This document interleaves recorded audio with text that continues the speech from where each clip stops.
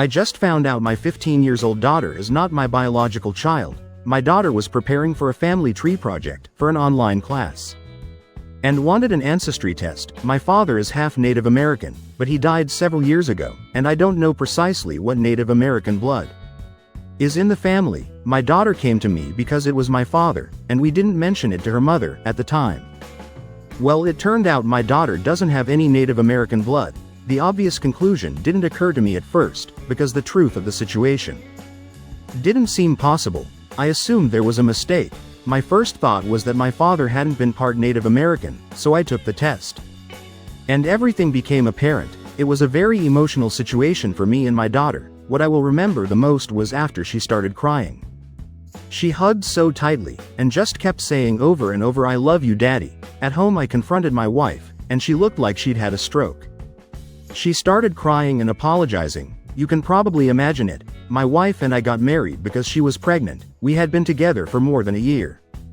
When it happened, it turns out she was sleeping with multiple guys at the time. She says it didn't mean anything, and she doesn't even remember some of their names.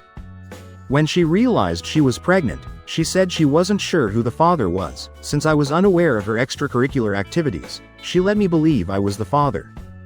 Because I was the most financially stable. In terms of that, she may have chosen correctly. I've been very successful in my career, and building passive income streams has been a hobby of mine for a long time.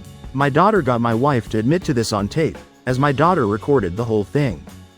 I asked my wife several times, and she keeps insisting that she has been faithful. For the entire time we have been married, I've never suspected anything.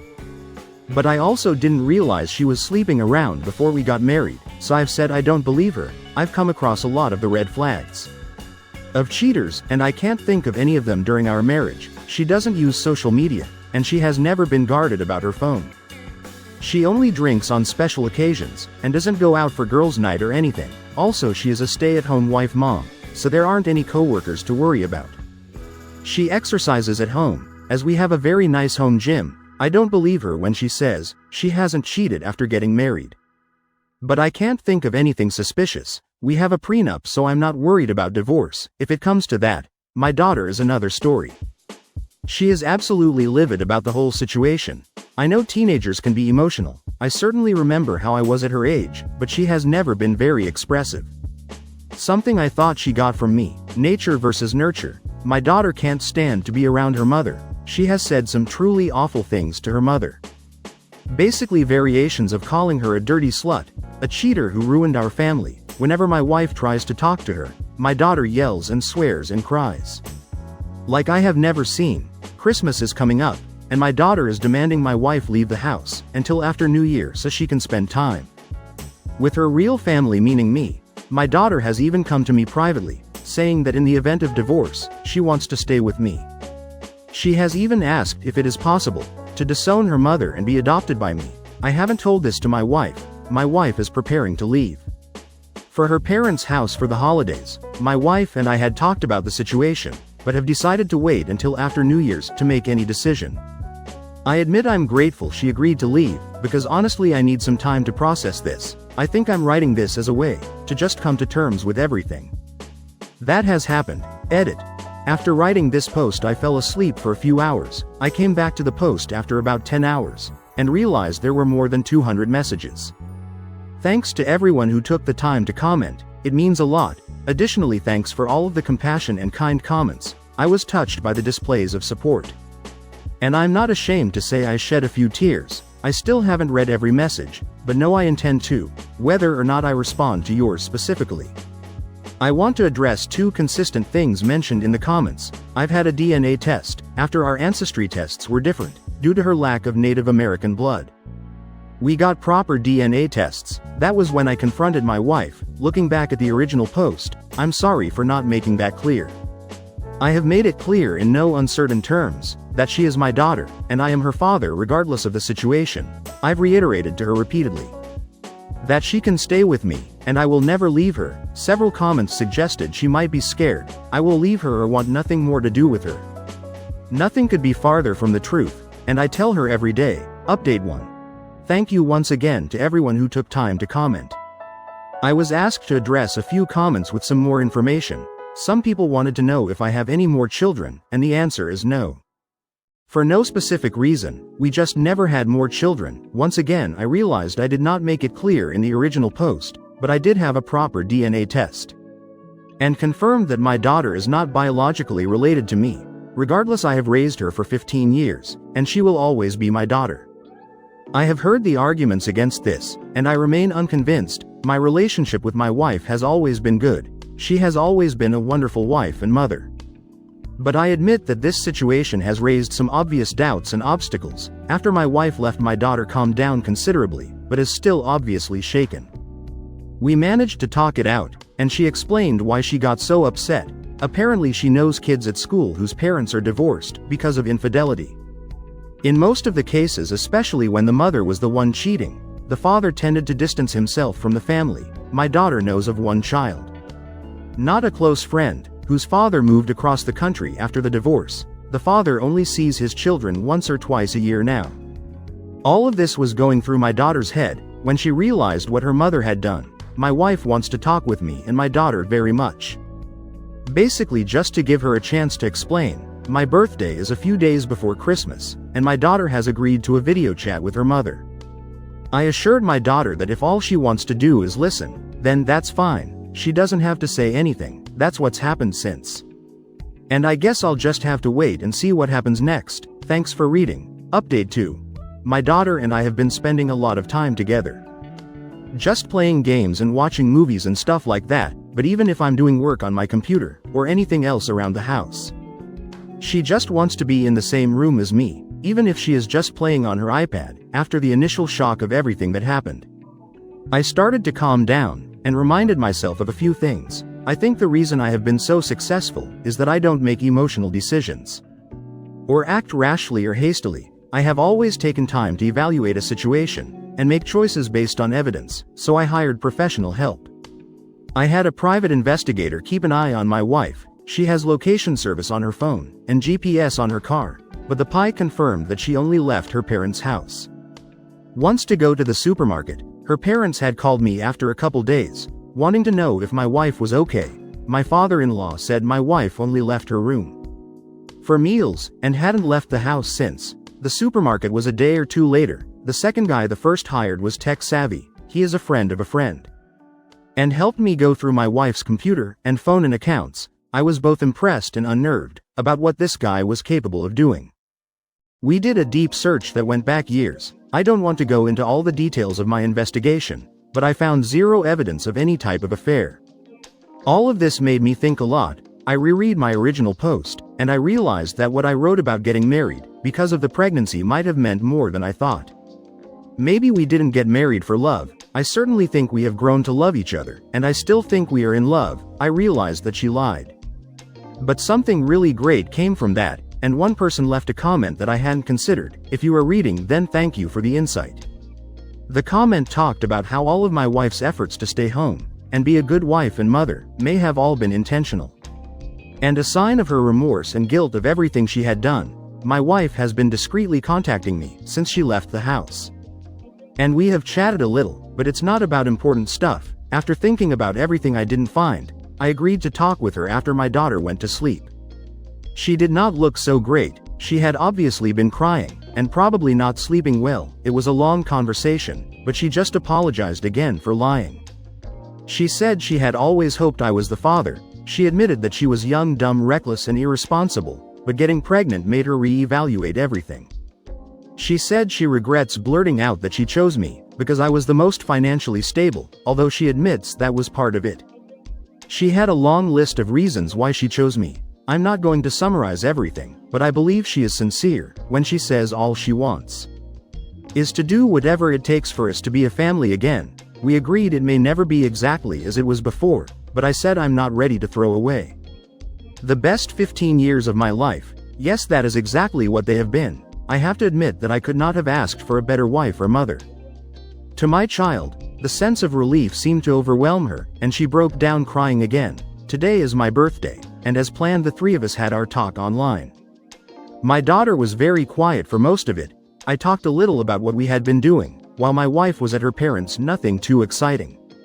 Then my wife said to my daughter, that she just wants to explain herself. I've always believed that there is a difference between an explanation and an excuse. She did not try to justify herself, or put the blame on anything or anyone else. Basically, she told our daughter the same thing she told me. Once again, it was a long conversation that I can't summarize in a few sentences, but it was good. My daughter listened very attentively. And the only thing she asked was, if my wife knew who her real dad was. I was unexpectedly moved by my wife's answer. Your real dad is sitting next to you. That made my daughter cry openly. She apologized for the things she said to her mother in the beginning. I admit that my wife may have just been stroking my ego and saying what she knew I wanted to hear, based on the fact that I could find no evidence of my wife being unfaithful in just the conversations. I think we can move past this. My daughter's going to start counseling after the new year, and eventually we will have couples family therapy as well. We talked about having Christmas together in a few days as a family. This whole thing has been a real roller coaster, but I'm optimistic at the moment. I was having a drink by myself to toast my birthday. After my daughter went to bed, I think it will be possible for the three of us to be a family again. I certainly want to be. I really liked hearing the things my wife said. Of course I can guess why she said a lot of them. I'm thinking a lot about what my daughter said about her real father that hurt. The more I thought about it, I don't think she intended to hurt me, and I'm not sure she even realizes how it sounded. But it wasn't fun. We're still spending a lot of time together, and it's been great. I'm not going to ask her about finding her biological father. And if she brings it up, then I'll just cross that bridge when it's time. We went to my wife's parents for Christmas Eve. My brother and mother met us there. And it was a fun time. Before coming over, my wife and daughter agreed that we would be polite and cordial, but maybe keep a discreet distance. The day was as you would expect it to be, spending time with a family. That evening my wife came home with us. When we got home, the two of them spent time talking. Alone with a few Christmas cookies, I handed my daughter went to her room for the rest of the night. When my wife and I were alone, we talked more. She reiterated a lot of the things she had already said. I think I mentioned this already, but there was one commenter, if you're listening, thank you, who said that all her choices to stay home might have been intentional. My wife did not say these exact words, but that was the basic message. After getting pregnant, she realized that she had to grow up, and she said she worked as hard as possible, and did everything she could think of to be the perfect wife and mother. By this point we were actually in our bedroom. She got down on her knees, and said she will redouble her efforts to be even better. She said she knew I was considering divorce, but all she said was please give me a chance to prove myself. She said if there was anything I needed from her, anything she could do, then she would do it without hesitation. All she wanted was to keep our family together. It's difficult to fully describe the emotion of everything that has happened, but I believe in her sincerity in this moment. We spent a very passionate night together. Christmas was a good time. I'm not going to say it was perfect. We were aware of the elephant in the room, but it was still a good day. It was the first time just the three of us were alone since the truth was uncovered, but we did have a good day. We had our traditional Christmas breakfast. And then we watched the movie It's a Wonderful Life. Before we opened presents, one of the gifts to our daughter was a video game console. And she asked if we could organize a family game night, and this made my wife cry. She left the room and came back composed, but I think she just wasn't expecting something like that. I think I already mentioned that we are going to do some therapy after New Year's. I don't think there is anything else to say at this point. I'm not going to say everything will work out for everyone dealing with similar situations, but I think me and my family will be able to move on. Thank you for everyone who commented the first time around. It helped more than I thought would. Merry Christmas and Happy New Year. Next story. Polly, I need help. I'm lost in the middle of this right now, and I can't see things very objectively. I didn't want to go to our relationship advice because they're pretty extreme, and I wouldn't put it past them to jump to conclusions about my safety and simultaneously shame me for being poly. And for my role in this, one of my relationships was questionable from the beginning, but he was upfront with me, so I trusted him. He told me he and his wife were separated, but they had an unspoken understanding that they would each live their own lives, that they can't get divorced because it would cause hardship and shame for their families back home. He told me this the first time we met, and we clicked, so I was okay with it. My nesting partner was concerned, but trusted me. Months passed. Things are great between us, except I still don't know his last name. I don't know the name of his business. that he owns. I learned he uses a burner phone for me. He is terrified of his wife finding out about me, because she'll divorce him and ruin his life. Even though they can't get divorced because of their families, and supposedly she's having her own relationships, then he tells me he's getting pressure from his wife's family and his family, to make things work and eventually have kids, but he didn't want to break it off with me. This man literally said, "I want to have my cake and eat it too," but gave me an out if I wasn't comfortable with it. I was immediately on board with him reconnecting with his wife. And admittedly I didn't want to leave him either, and wanted to be a little selfish, so I thought I was okay with it. A couple of weeks pass, where we don't see each other, during which I get this growing nagging feeling that things are wrong, and I finally realize that I'm not okay with it. He is literally making me into the other woman. His wife is expecting a monogamous relationship, and he is lying to her face. I try to encourage him to talk to his wife about a couple of things, but he claims that she isn't mature about things like this. I've lost count of how many red flags I've typed out now. Here are a few more. When I told him that I realized I'm not comfortable with how the boundaries of our relationship have changed, he got very passive-aggressive, and told me that he thought I would always be there for him selflessly. I told him I didn't realize selfless meant zero boundaries. And he responded, selfless means not thinking about yourself. He would never initiate conversation, unless it was to complain about me not initiating conversation, every single day. He keeps telling me that our relationship is special and unique, and things are different with me, when I called him out on what he said in the first bullet point. And said he clearly didn't want a relationship with a whole person, and only cared about his own needs and disregarded mine. He said I misunderstood. And he wants a chance to clarify, but he can't clarify over text, but he's so sad that I felt this way, about this misunderstanding. And he thought I knew him better than that, and he was always considerate and caring, and then he asked if I was still mad, when he still refuses to clarify anything over text. I obviously can't continue any sort of relationship with him. I thought there was a chance I could still support him, or be a friend. But I don't think I can trust anything he says. I'm fluctuating between being furious with him, and being furious at myself, for willfully ignoring red flags. And also straying from my own values, and now to the reason why I'm here. Is he actually a massive piece of shit? Was he always a manipulative douche canoe? Or do you think he's just a selfish dumbass? How do y'all with more poly experience than I do 1 year, deal with situations like this? Also, is he actually love bombing manipulating me, or am I just reading too much into it? I need a sanity check. Edit. Y'all are being much kinder to me than I am. Thank you. Update 1. It's only been 13 or so hours, but y'all have helped me in ways I didn't expect. I came in with a lot of self-judgment and doubt, and expected a lot of hate for my part in it. Funny how manipulative people can make us think bad situations are all our fault, huh? Anyway, I took a lot of what y'all said to heart, and was already on my way to fully acknowledging the Soviet parade of red flags this guy had, and my part in all of it. Last night I did try to find his last name, so I had the option of telling his wife, but I struck out on that. I got laid off a couple of months ago, and I'm sorry, but I can't justify paying for a background check, so today I did what almost everyone, including my NP and friend, has been saying from the beginning, and blocked him, but it felt shitty to do it without any comment at all.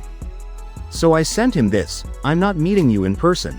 You've had plenty of chances to turn this around, but instead of addressing the issues, you love bombed and deflected, and kept promising later, you may love me, but you clearly don't respect me or your wife. It was tempting to meet up with you, to hear how you were going to try to dig your way out of this hole, but ultimately it wouldn't change anything. I'm done. Then I immediately blocked him on everything. My NP said it was harsher than they expected from me, but they were proud of me. NGL, it still hurts. He kept saying he was going to respect my decision, but right now he's fighting for me, which my NP said sounds contradictory. I have to agree. I'm a little worried he's going to show up at my place, but I hope his sense of self-preservation will win out. If he shows up at my place, I'll show up at his. Thank you all for the sanity check, and reminding me that I am human, and will continue to make mistakes and get hurt. Small edit. I did find a couple of actually free reverse phone lookups, and they didn't have a name associated with the number at all, reaffirming that he used a burner phone for me. Update 2. Hi everyone, I wanted to give a bit of a positive update. 8 months ago I posted asking for advice on how to navigate realizing that a guy the first was dating was just using polyamory as an excuse to cheat on his wife. You can read it here. The community here was telling me a lot of what I knew, but didn't want to admit or didn't fully realize, and a lot more that I needed to hear. I want to give an update on my situation with him, and my new partner who has shown me exactly what poly is supposed to be. First the jerk, I'll call him Nick. Because that's his name, and even if he or someone he knew somehow saw this, there are so many Nicks in the world. This paragraph is pretty rough. So you want to skip down to the positive part. I marked it with a blue heart. I did not meet him again, which many of you will be happy to hear. He doesn't need closure, and he sure as hell doesn't deserve any more attention from me. What I realized later is that he really truly had me believing that all of the things he was mad at me about were my fault and my responsibility. Stress triggered symptoms of dormant gonorrhea, which I passed to him. Thinking I simply had a sore throat, he panicked, told me that he absolutely could not have anything on record with his insurance or the government or whatever. Got a massive panel, tested positive for HSV1, which I did not test positive for, by the way, but he still blamed me, and the last time we met he told me that he was doing me a favor by forgiving me and seeing me again, and that I needed to make it up to him. I believed him and therefore didn't fight back. When he hit me, I kept this from my partners and my therapist for a long time. Out of various degrees of shame, I told Nick I was done. Saved the screenshots and blocked him on everything. I wasn't going to give him a chance to smooth talk his way back into my good graces. Nor was I going to give him a chance to attack me, or worse. I didn't have time for his shit when I was just trying to survive after getting laid off in January. 4 months later, while I was at my friend's wedding, at the end of July, I got a text from an unknown number. It was Nick. He said he respected that I apparently blocked him on everything and wouldn't reach out again, but he wanted to plead with me one more time to meet him and give him a chance to explain himself, because he hates that I think he would believe those things. Barf.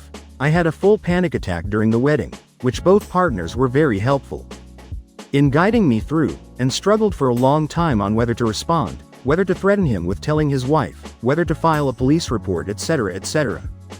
Ultimately I did the smart thing, and just didn't respond and didn't do anything at all. I was scared for a while due to past trauma, of exes coming up out of the blue to try to weasel their way into my life, and also being very aware of the realities of our slow women-hating justice system. I was scared to leave my apartment alone at night for a while, because I couldn't trust that his self-preservation would be stronger than his ego. Ultimately I have healed. Nothing has escalated. And it has been another 4 months of silence. I am genuinely at peace with my past with him, and my present and future without him. Now for the good part. A couple of weeks after I broke it off with Nick, I was back online, refusing to let Nick or my fear of him control my dating life.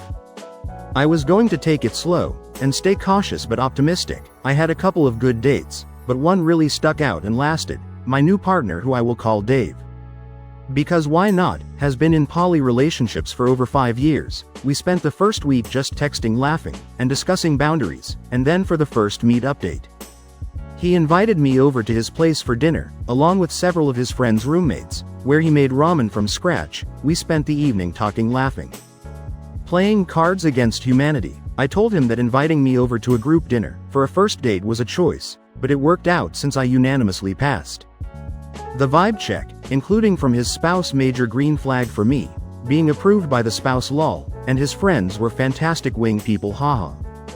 We've been together for 7 months now. We joke that his kink is consent. Dave has helped me through a lot of the grieving that comes with escaping abuse. He has never made me feel bad about setting boundaries, and has wholeheartedly supported and accepted them. He, his spouse, my NP, and myself all get along really well, and had the chillest Friendsgiving ever. I helped Dave and his spouse paint and move into their new house. I have met his mom and several of his childhood friends. My family and friends live several states away. We've gone to a wedding together. We currently have very similar lines of work, so we are able to really understand each other's vents. Long story short, I never really believed that it was possible to have 2 healthy relationships total, much less 2 at the same time. So thank you all for giving me the kick in the pants that I needed. The poly community as a whole has been wonderful, and I've been truly happy and at peace for a while now.